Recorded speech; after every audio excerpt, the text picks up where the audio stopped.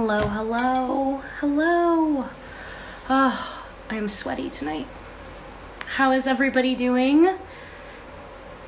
Hi. Hi there, everybody. How's it going?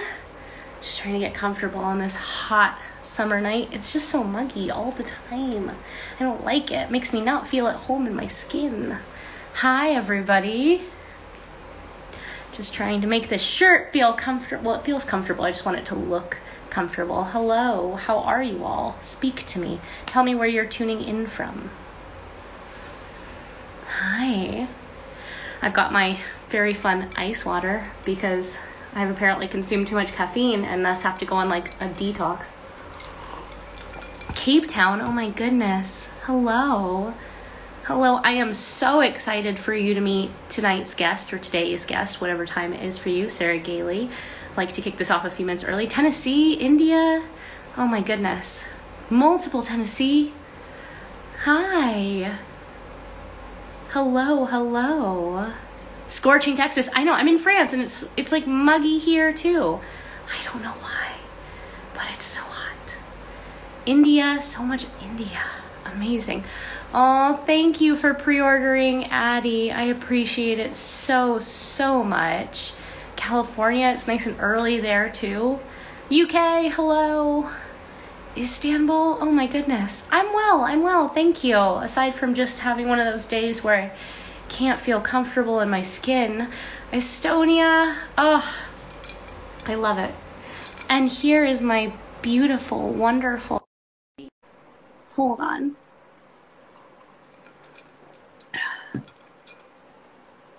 We're connecting.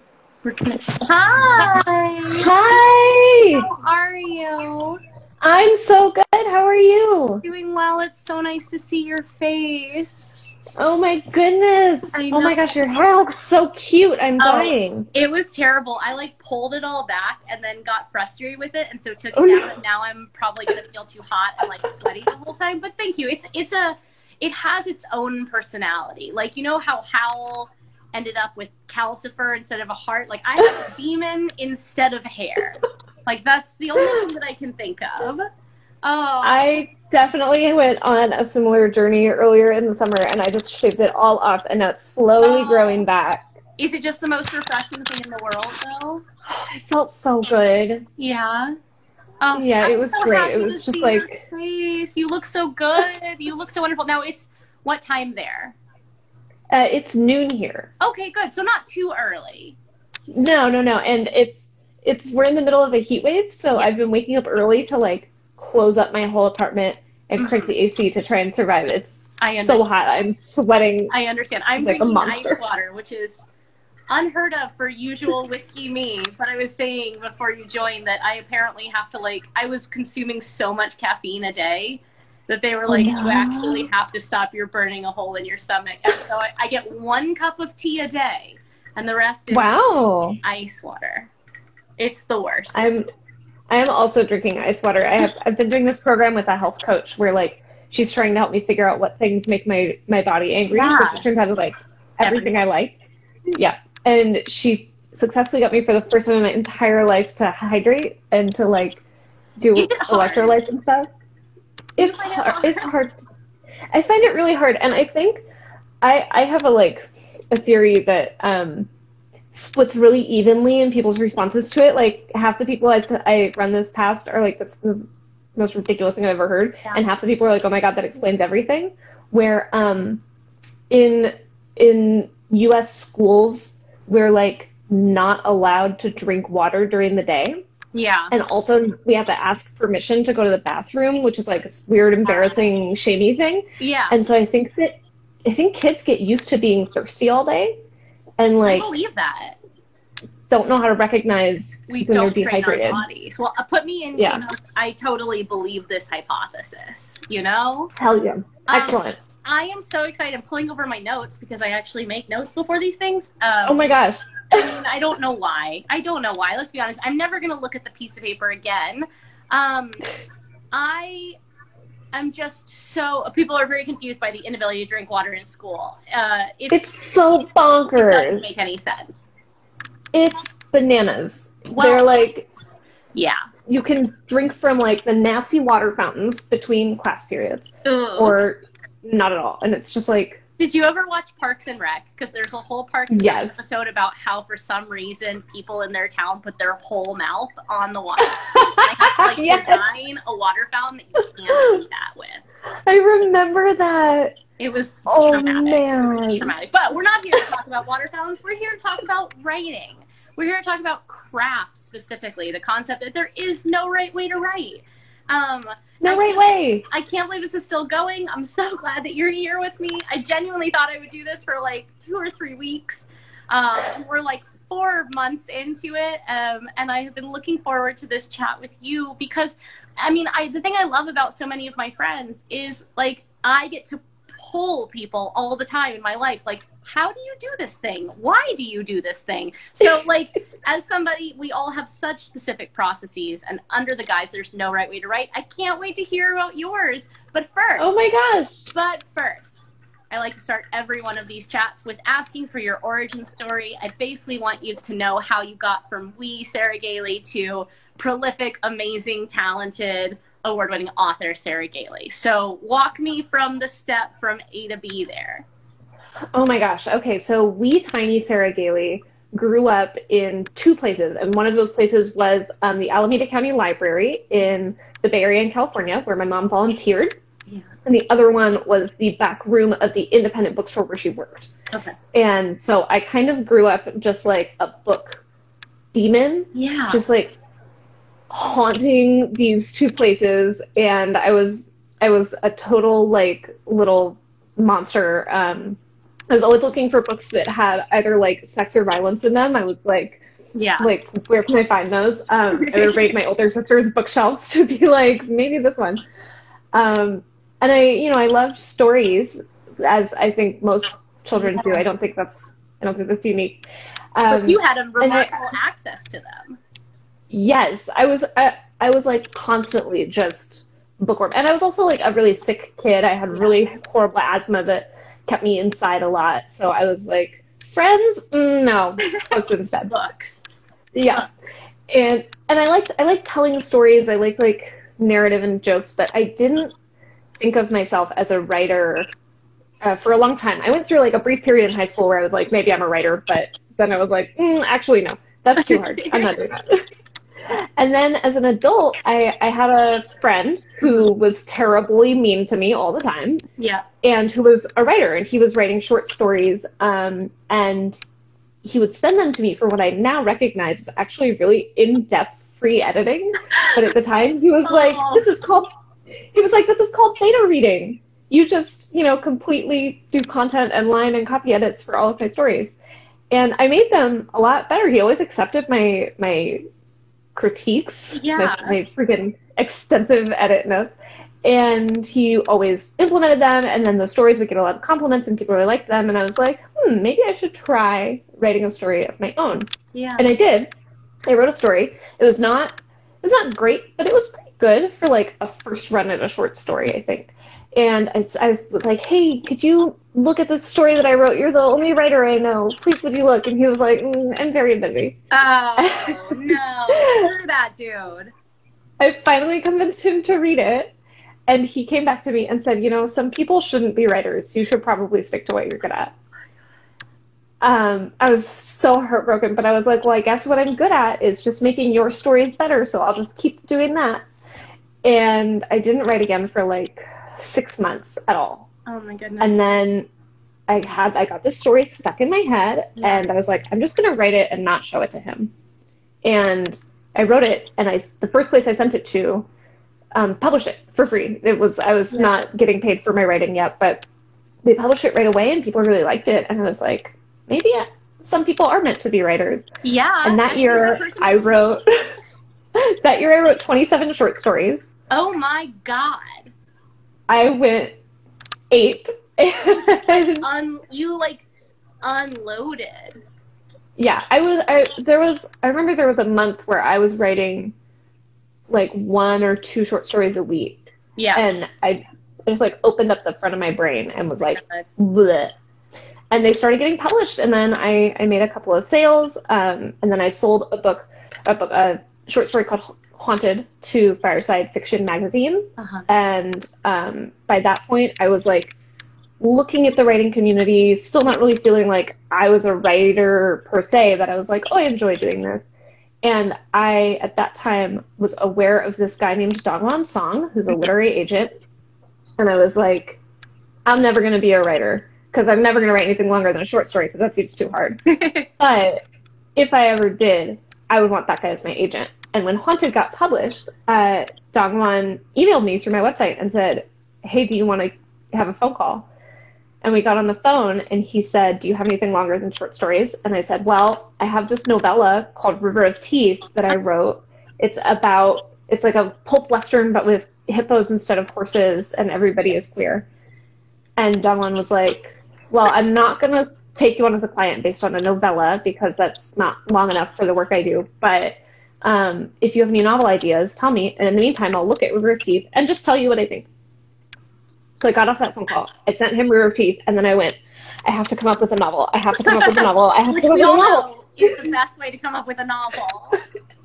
Well, it worked okay because that was how I came up with the idea for Magic for Liars, which was my first book. So good. It's such an extraordinary book. It's so wonderful. Thank you. And there you are. You kind of have a way of manifesting things into the world a little bit, don't you? Because I mean, you're like, it's wild. A proof of putting it out there. Well, I wrote notes because I have so many questions about process, but I think what I actually, because you come at it from a slightly unique perspective compared to some of the other people that I've had on here, I'd like to hear a little bit about, do you find differences in the process when you're writing short story, novella, and novel? And do you know going in what is going to be what? Oh my gosh, absolutely. Yes, on all counts. My process for short stories is super chaotic. It is like, I'll have, usually these days I'm writing short stories like to, what do you call it? Like on spec. I'm writing short stories like that get commissioned. And I unfortunately don't have a lot of time to like just generate short story ideas on my own anymore. So I will get like a prompt like, oh, we need a short story about time travel. Yeah. And I will sit and like rack my brain trying to come up with an idea for like a week. And then I'll go, I can't do this. I'm going to have to turn it down. I can't make it happen. It's never going to happen for me. And then I will go and do some dishes or fold some laundry. And my brain will be like, hey, here's the story. Here's the whole thing. And then I sit down and I just crank out a draft, usually all in one go. That's how you get 27 short stories. Yeah, it just kind of happens to me. And then I polish it up a little bit. I usually show it to my partner, who is an editor and also a genius, to be like, is this anything? And then polish it up a little bit more and then send it in. That's short stories. Yeah. Longer stuff, novellas and novels. I'm like, technically I'm an Aquarius, but I have 6 planets in Capricorn, and it shows in my novel process. I have spreadsheets for every single novel. Like a deck of spreadsheets with like 4 or 5 tabs where I do all of my plot beats. I do my word count tracking. I do my character profiles. If I'm doing like a complicated narrative, then I'll track like how much I'm revealing narrative beats per chapter. I go completely bonkers, and then I set myself deadlines for word count every day. So I say my God. If I'm going to finish writing this novel by the date that it's due, then I need to write like 2,000 words every 2 days. So on this day, I need to have written 2,000 words, and I break it down like that on this monstrous spreadsheet. A little bit of flexibility in case you write like 1,500 one day and 500 the next, or do you usually hit it like every day? I'm learning to build in flexibility. I'm not great at it. Yeah. I usually end up with this thing where I'm like, oh no, I got sick for one instant, and so now I have to like crank up everything and do like, more like 3,000 words a day, which is a nightmare. But fortunately, whenever I get to the end of a book, the short story thing happens and it all just like comes tumbling out. So I can usually count on having a couple big days right at the end. Yeah. Oh my God, though. I mean, I consider myself an order demon when it comes to writing, but that is a lot. So how much of that happens in terms of the planning and the outlining and the plotting? How much of that happens before you start writing, and how much of that happens while you're writing? I always lay out the whole plan before I start writing at all. Uh-huh. And then usually like a third of the way into the writing process, I'll be like, oh, that plan's not going to work. I have to redo stuff, and then I'm going to have to go back in revisions and like change the beginning to match the end. Yeah. And then I usually get to like 80% of the way finished with the book, and I'm like, none of that plan was anything. What was I thinking? Nobody can write a book. This isn't possible. Yeah. But I guess I just have to stick with it because there's nothing else I can do. And then I'll get to the end of the book and I'm like, oh, that was a great plan. Good job, me. This process is so comfortable and fun.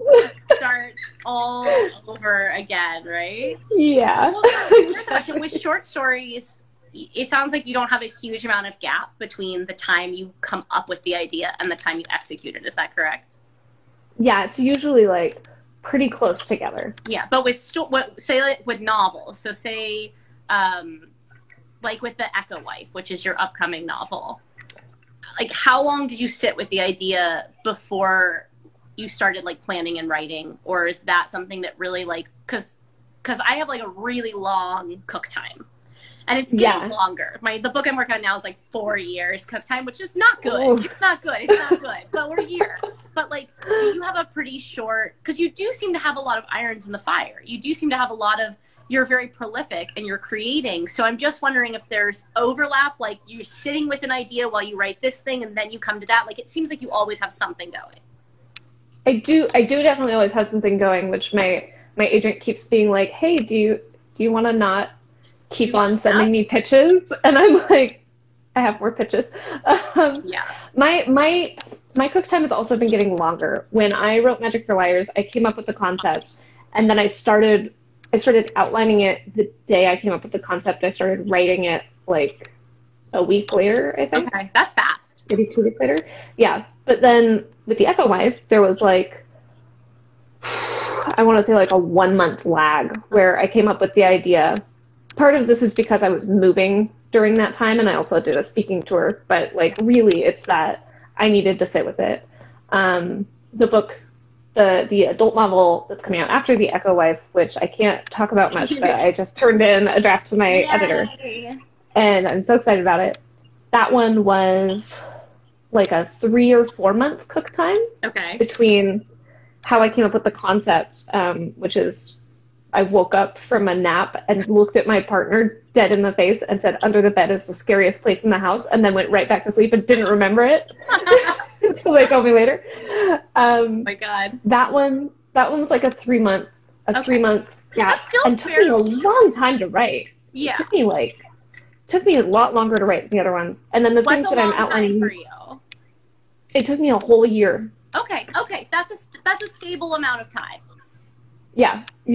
I didn't want to wrote The Echo Wife. Time. It was like 3 months, and then I would have to leave as a productive person. I wrote The Echo Wife in 6 weeks, and it almost killed me. Don't say that. Don't say that. Don't do that. No, I mean, say it, because everyone's process is their own process. The only time I've ever written a book in 6 weeks was Vengeful, and it's because I had already written it, and I had to delete the entire book, and I had 6 weeks to rewrite it. From scratch. No. From page 1. But I will never do it again. I'm pretty sure I still have, like, creative PTSD from that process, because now my process is just getting longer and longer and longer. So I am curious to know. People have very different definitions of it took me a long time. So I want to make sure we have, like, an understanding of what a long time. A short story, though, something that you do think from idea to full execution, like less than a week? Usually about a day. From maybe 2. Idea to execution? Mm-hmm. Yeah, unless I'm on another deadline. But honestly, usually I'll just set my other stuff aside and be like, okay, short story, your time to shine. Imagine I was alcohol just for added my feelings. Okay, yeah, sure. I wish I was that productive. I have to write short stories right now, and they're taking me on average of like 3 weeks every time I sit down to write one. So, yay. I'm so glad to know that that's normal. Thank you. That's okay. You were going to send an assassin to my home. That's fine. How long, when we talk about short stories for you, what's the average length on those? That's also gotten longer over time. When I started out, I was writing 2,500 word short stories, and now it's usually hard for me to keep it under the 7,500 word cap. That's actually how I ended up writing Away with the Wolves, which is a novelette that was published by Uncanny last year in Disabled People Destroy Fantasy. I wanted to write a short story, and I just could not trim it down. Writing novels have ruined me. Just choose to believe it's because you're young and vibrant, and that I am an old crone, and that you too will lose vim and vigor in the way that I have, because the alternative is just that I am just out on my island losing steam. So I think you also write very complicated, intricate, beautiful narratives where the last short story I wrote was literally called Tiger Lawyer Eats a Guy. And it's about a tiger lawyer eats a guy. So so do you feel like the short stories, because I used to hate short stories, right? I used to love microfiction, but I used to think I didn't have the attention span to write a novel, and now I'm like, if I'm going to put the energy into creating a story idea, I'm going to write a novel. So because of that, I have this weird relationship to short stories, but I will admit that over the last few years, I have warmed to them as an incredible creative catharsis compared to a novel, which is a very long-term commitment. Do you find you get different things out of these processes? Completely different. I find short stories so refreshing to write, especially as the novels I'm writing become more traumatic and more complicated and dark and twisty. And then I can turn around and write Tiger Lawyer Eats a Guy, and I'm not only is it all done so fast and people can read it so fast. Oh, did I lose you? Yeah. No, you're here. I'm here. Okay. All right. There you are. I find a huge catharsis. Well, I think that there's also, for me, so much of it is the scope. It can be done in a matter of days, and that is a possibility, which feels remarkable compared to the 3 months to 3 years it takes to write a book. But I do feel... Oh, wait, are you gone? What happened? I'm here. Are you here? Okay. Yeah, I'm here. I'm here. Oh, dear. Oh. This is the fun of having an informal chat show, is that sometimes things glitch, but we're going to figure it out. We're going to find out. Okay, it looks like the issue is on Gailey's side and not mine, so I'm going to close Gailey, and then they can That's what we're going to do. So we're just going to hold for a minute. How is everybody doing? Are we doing okay? Everyone's good. Thank you so much for being here with me this weekend. I know these are weird little chat shows that we do every now and then. And by every now and then, I mean religiously on Saturday. So I don't know why I'm thinking of it as every now and then. But this is the non-time in which we live now. I'm glad you're all doing well. I'm sorry for our technical difficulties. That can happen sometimes when you have an informal chat show. So thank you, Sarah, my Grifsky. Best writing advice? Honestly, I'll tell you, my best writing advice is to have an ending in mind, because I'm somebody very prone to wanting to quit. And when you have an ending in mind, on good days, it keeps you excited. And on bad days, you don't really want to quit because you've got the ending. You just don't have the space between here and there. So I find having an ending that I'm really, really excited about keeps me from quitting, which I think is kind of my whole goal all along. As you can probably tell if you have followed me online for any period of time now, I just want to quit. And so it's not that I want to quit, it's that I want the suffering to stop. And so I'm somebody who has a very fraught process, and I find the more I can do to trick myself. There we go. Hold on. Nope. No. Still waiting for Gailey to come back, but they will be back. They will be back. Is the audio I know. I'm sorry for the technical difficulties. Any updates on upcoming projects? I am currently working on a book that hasn't been announced yet, and on Threads of Power, and then on the third book in the Vicious series. I cannot tell you anything that is in the Outgrate box for Addie, but I can tell you that I got to see every single component, and it blew my mind. Like, I have never seen such high quality, such just like carefully curated and designed elements.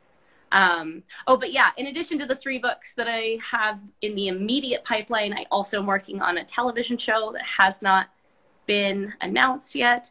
And I am working on a comic that was just announced. And basically there aren't enough hours in the day. And I've been signing tip-in sheets for the special editions of the Waterstones box, or the Waterstone special edition and the Forbidden Planet special edition. So I've just been signing my name over and over. How's the writing grind going? Good. I have this theory that I need to work on the book that I'm working on for 2 hours every morning. So if I can get 2 hours of writing on this book done before lunch, then even if things just fuck off after lunch, I can still say I had a productive day, because as my day goes on, like, chaos takes over. I don't know about all of you, but the longer I have a day, the more it seems to devolve into chaos.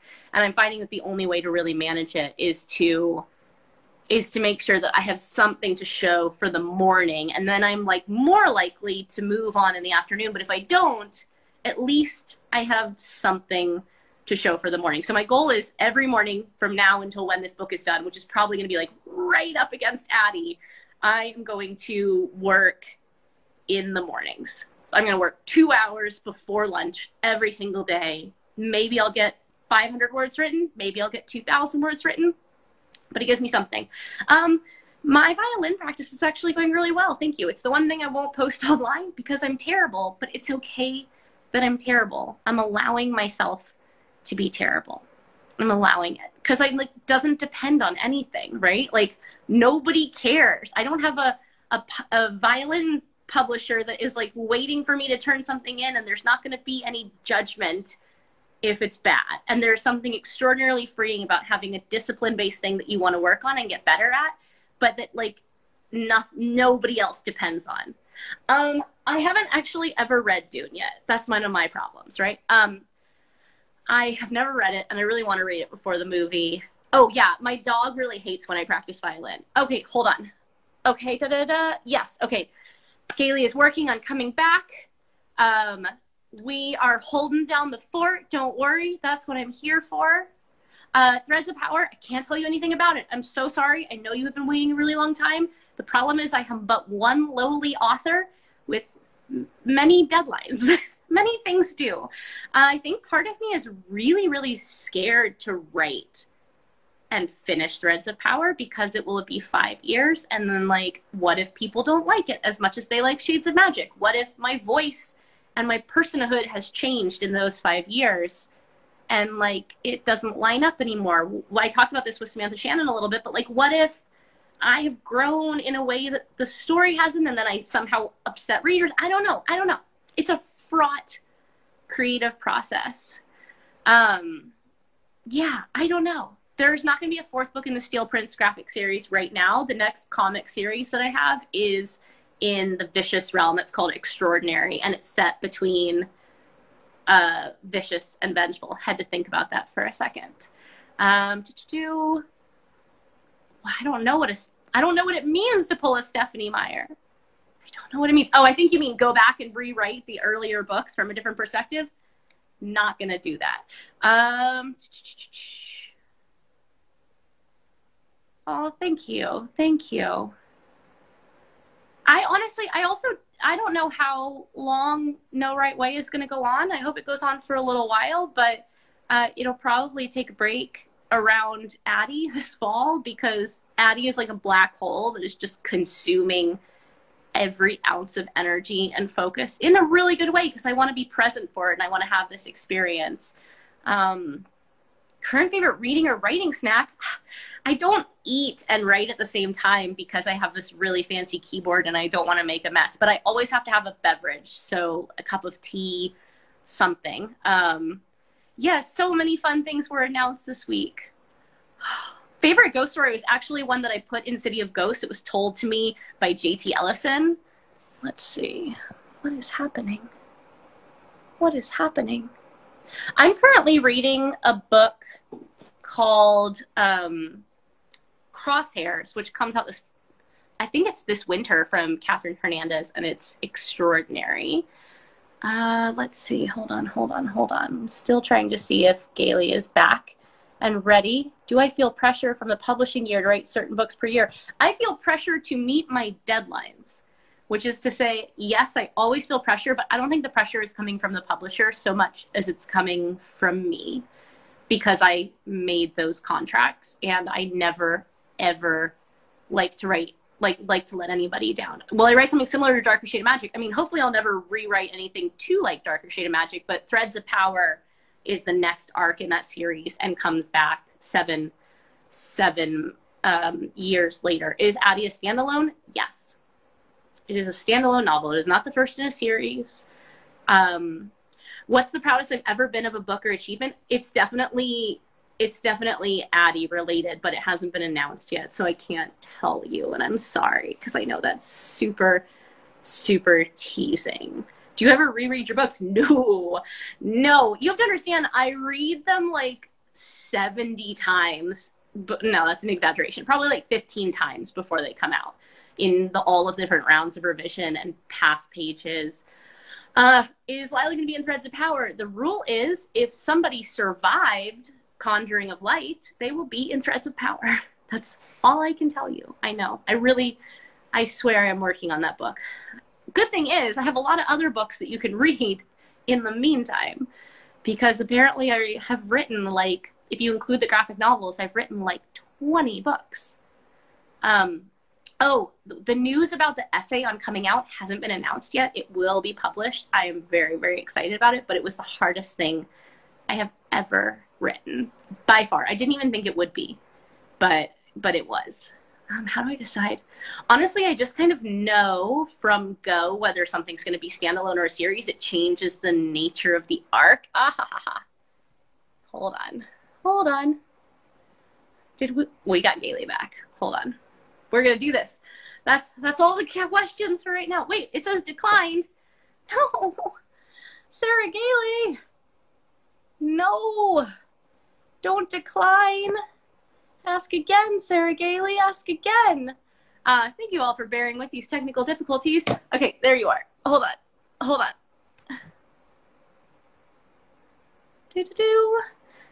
Do. It says, oh my God, okay. hi. Hi, how are you? Sweaty. I got this new phone, and it was like, surprise, I'm restarting, and then also I'm dead, and I logged you out of everything you're logged into. So I have been running around my apartment screaming, trying to get back. Deep breaths. I'm so sorry. An informal Q&A with the lovely listener, watcher, viewer, readers here. So we are back. Oh my Lord. So here's the thing I need to know about. We're diving right back in. Let's do it. I want to hear about your superpowers and your kryptonites, right? So I want to hear about what in the creative process you feel is like your greatest strength first. I think my greatest strength is probably emotional honesty in narrative. It's like the thing that I dive into the most is trying to find really authentic emotions for my characters, and I think that's where I thrive. So what's the kryptonite? What do you struggle with most in a story? Describing literally anything. Yeah. I am so terrible at it, not because I lack the skill, but because I forget that I need to do it. I feel like I should be able to tell my reader, like, hey, this guy's got black hair. Yeah. You basically know the rest. You get it. Yeah. Yeah. And my poor editors are always like, can you tell us any information, please? Any details whatsoever. Yeah. Oh, man. I feel like it can be really hard. You should try screenwriting where they're like, please give us less details. We don't need them. Please just focus on the dialogue and the movement. We will handle the rest. So yeah, well, this is what made writing comics for Steven Universe such a pleasure, because like, not only do I not have to describe stuff because the artist is gonna make things look how they look. But also, like, I didn't have to do any work ahead of time describing characters because they've got a character sheet. Like, they know what they're supposed to look like. All I had to say is, like, Pearl is in the kitchen, and it was like, great. Great. That's all you need to know. That's all you need to know. Do you have a favorite kind of thing to write? Like, for instance, I love writing fight scenes. They are my jam. Fight scenes and, like, ensemble antagonism, where, like, you're locking lots of people in one small space. Yeah. Yeah. So what do you have? Do you have, like, favorite things you look forward to writing in the creative process? Yeah, I really love writing houses and murder. Okay. I think those are you'd be surprised. I love writing the environment that a person is inhabiting and how it affects them and how they feel about it. Yeah. I might be very much in this zone because that manuscript I just turned in is very much about the house it takes place in. Mm-hmm.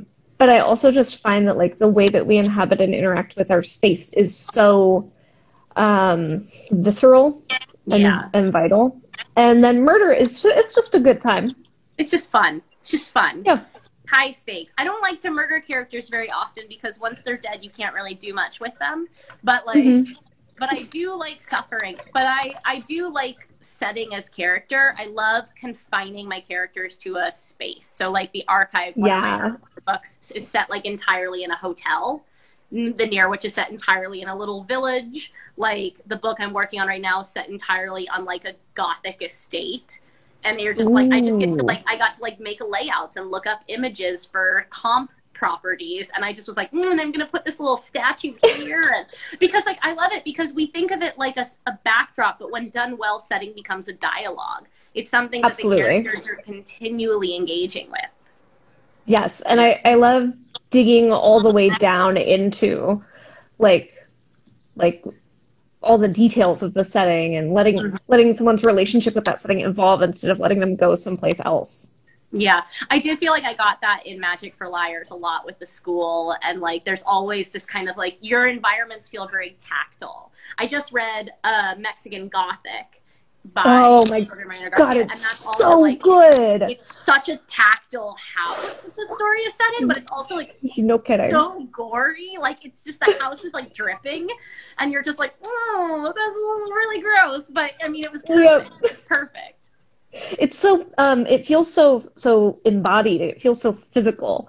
Yeah. That book is so good. It's good.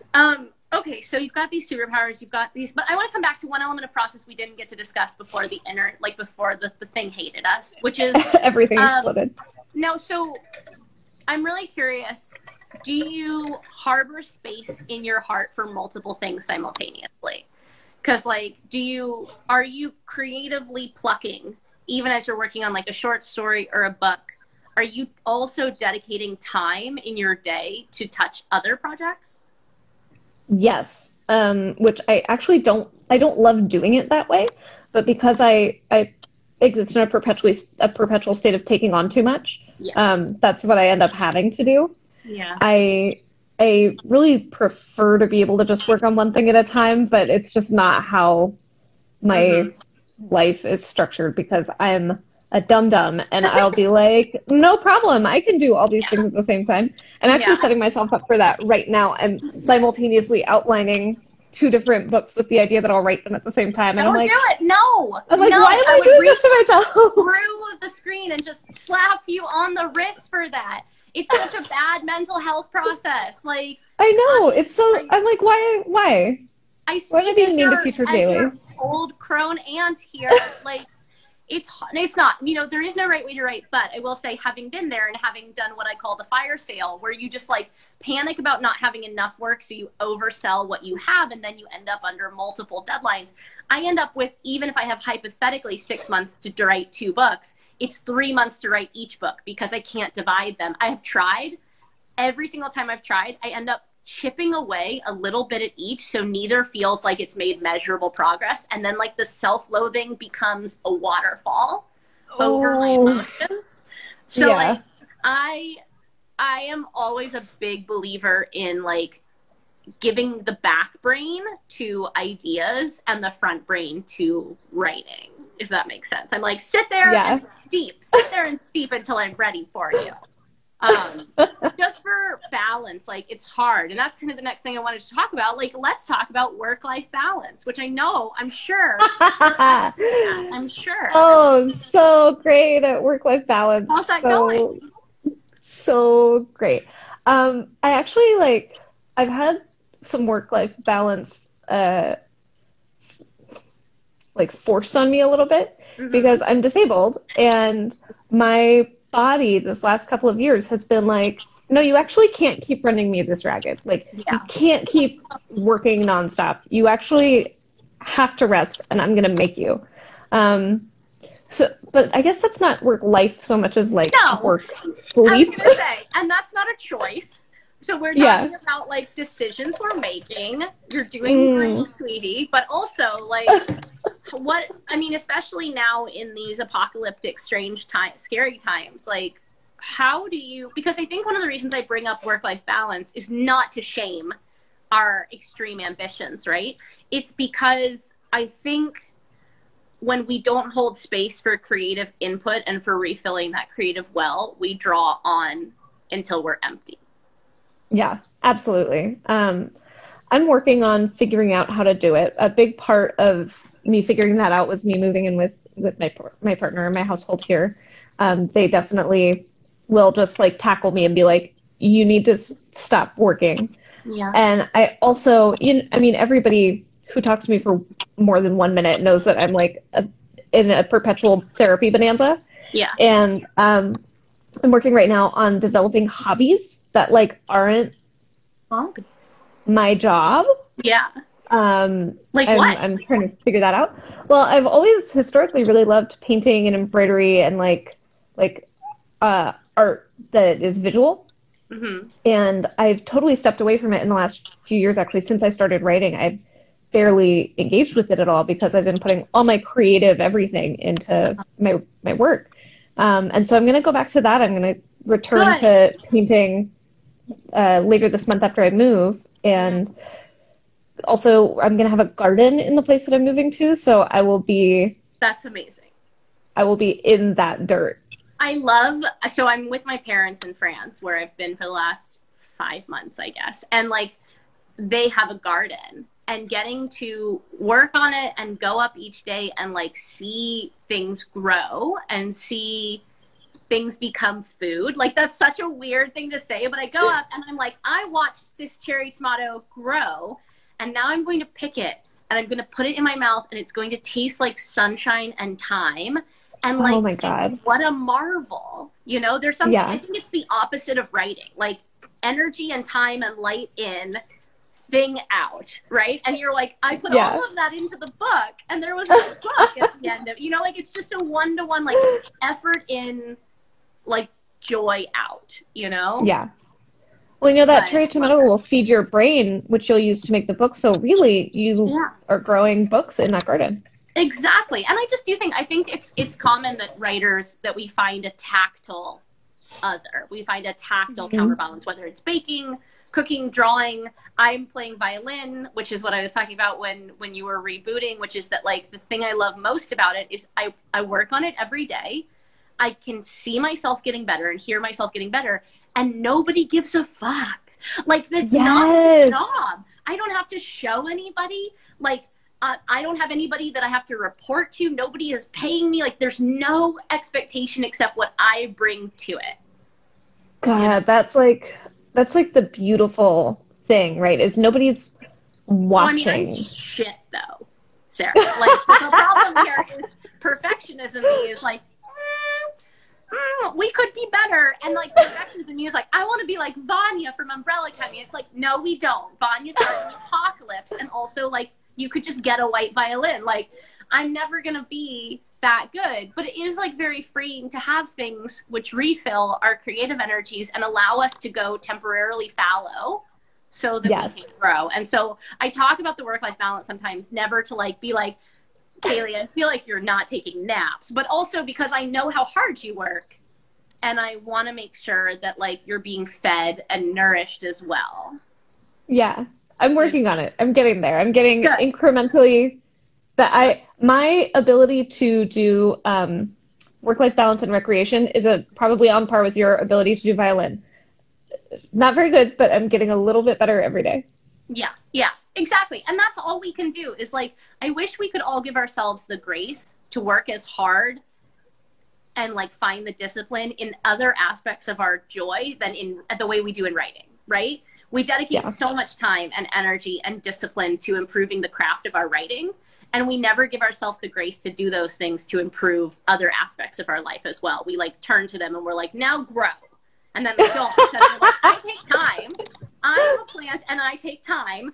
And then we're like, well, screw you. And then we go back to writing, which takes like months and years. And so I love that tolerance. I love that. Okay, so I want to know, we talked a lot about process. And my last process question is, like, on a productive, low pain or like just feeling good day, what does your day look like creatively? How do you structure it? How do you, because that was something I was talking about during the reboot.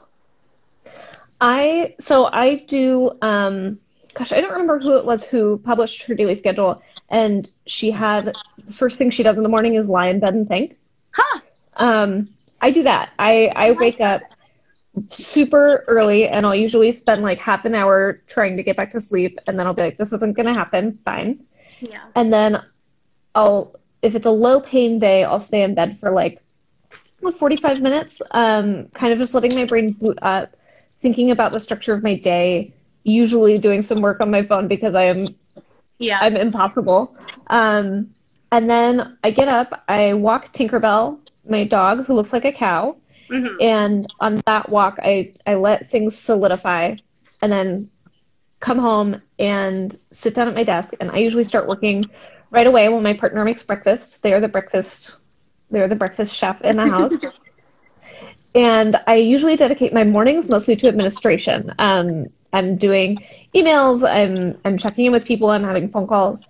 And then the afternoon is when I turn the crank on the side of my head and I'm like, okay, time to make the words. I love to have pre-writing time. That time when you're taking a walk is the time I used to walk to like coffee shops. And I think that pre-writing, that like revving of the engine is so crucial. You can't just like roll out of bed and into your desk and be like, now make. No way. I saw something yesterday actually that said that when somebody says that they're taking 3 hours to write, what they're actually doing is taking an hour to write and then taking 2 hours to get to the place where they can access the emotions they need. Exactly. And that's totally me. I have to take all day to get there. On a really good day, if I'm feeling great in my body and, there no disasters happen, I will write from like 1 p.m. to 6-ish. That's huge.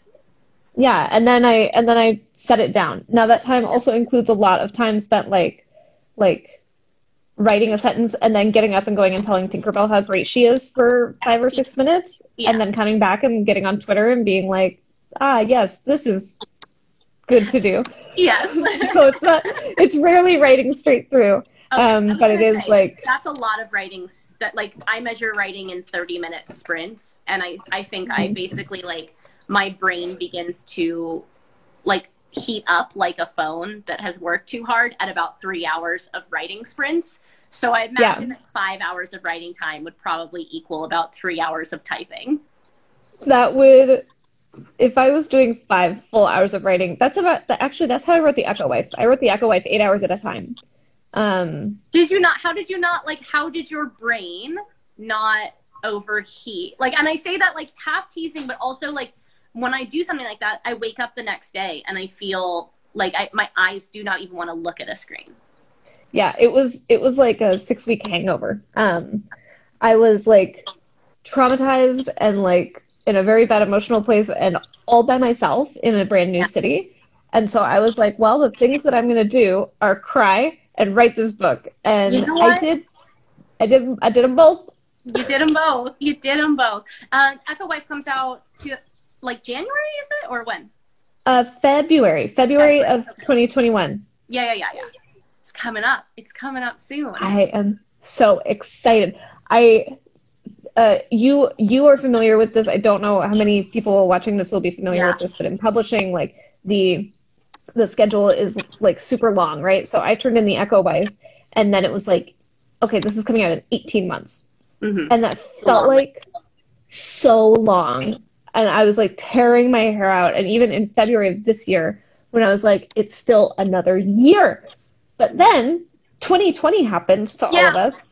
And now I'm like, oh my gosh, this is like tomorrow. It's coming out so soon. And I'm this so year excited. This year is not working. Also, it's weird. I say this with such love. The crone in me, I remember being there. Like, I remember going crazy in my boots about like the time between publications. But I feel like as you keep adding more things to your schedule, that time becomes bisected. And suddenly you're like, well, and now it's coming out in like 7 months, and here's the 4 things I need to do first. And like, it's fun. But I do remember, especially like around my 2nd and 3rd book, just going absolutely crazy, being like, how am I supposed to survive this weight? But okay, people keep saying 2020 needs to end and 2020 doesn't count, and that's fine, except for October 6th, because like I actually need this year to count just for the one day that Addie comes out. So please grant me October 6th, and the rest of the year can just fuck right off. I know. That will be the one good thing that happens this year. Give me this one goddamn thing this year. Okay, so here's the thing.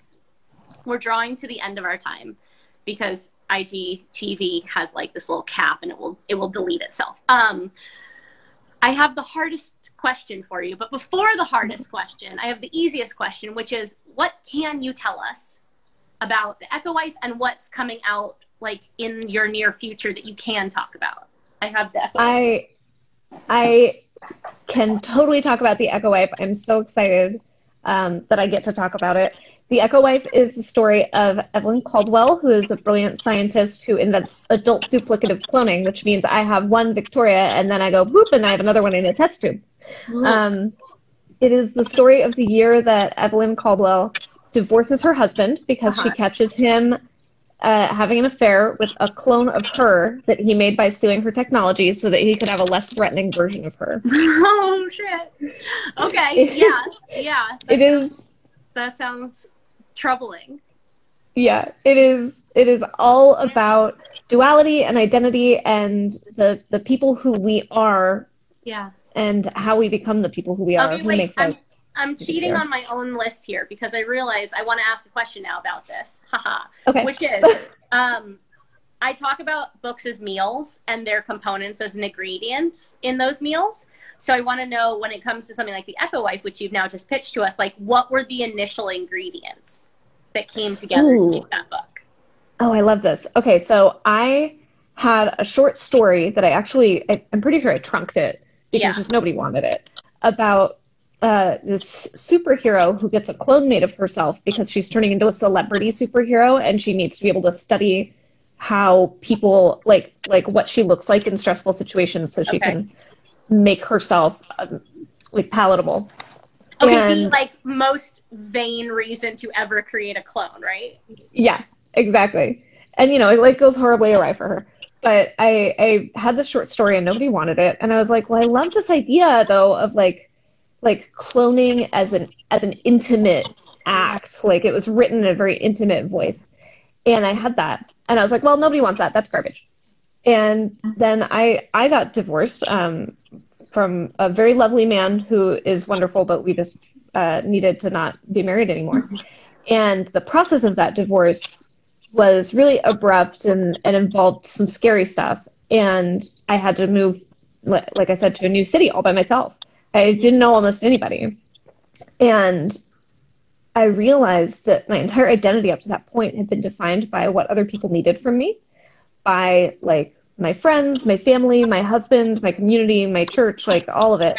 Yeah. I lived to respond to other people's needs. And I had to come up with a novel pitch. And I had those ingredients, and I was like, oh, that's what this next book needs to be about, is like, okay, what if you had a version of you that wasn't defined by the things that everyone has needed from you your whole life? Who is that?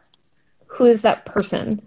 And do you like them? Do you feel jealous of them? Do you want to be more like them? Do you disdain them? And the answer is complicated. I love that. I love that. I think I love this. I know that we as writers tend to hate, like, where do ideas come from?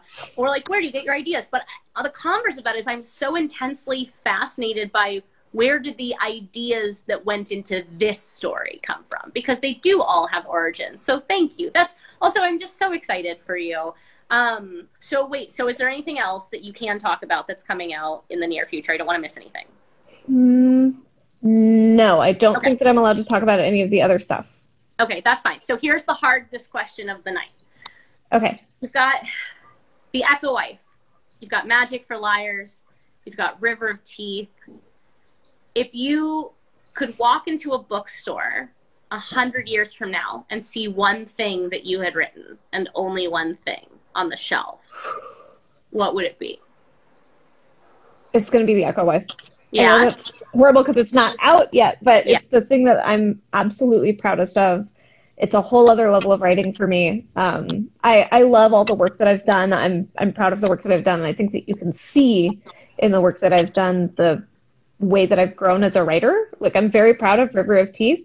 Upright Women Wanted is a novella of mine that came out earlier this year. That's also a pulp western, and I think it's on a whole different level of writing. I think I've grown, and Echo Wife is like far and away the best thing I've ever written.